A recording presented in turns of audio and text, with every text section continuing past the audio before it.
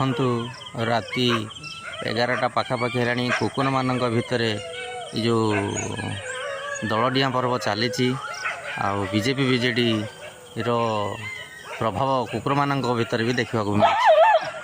ଏ ଦଳଟି ହେଉଛନ୍ତି ବିଜେପି ଦଳର, ଆଉ ସେପଟେ ଅଛନ୍ତି ଦଳଟି ବିଜେଡ଼ି ଦଳର।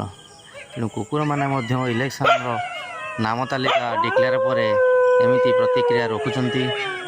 ଗାଁ ଗାଁରେ ଗଳି ଗଳିରେ ସେପଟେ ଦଳଟି ଅଛନ୍ତି ବିଜେଡ଼ି ଦଳର କୁକୁରମାନେ, ଆଉ ଏପଟେ ଅଛନ୍ତି ଯେଉଁମାନେ ଭୁକୁଛନ୍ତି ଏପଟ ସାଇଡ଼ରେ, ଏପଟେ ଅଛନ୍ତି ବିଜେପି ଦଳର। ଇଏ ଗ୍ରୁପ୍ ହେଲେ ବିଜେପି ଦଳର। ତେଣୁ ଏମାନଙ୍କ ଭିତରେ ଜୋସ୍ ଆସିଯାଇଛି।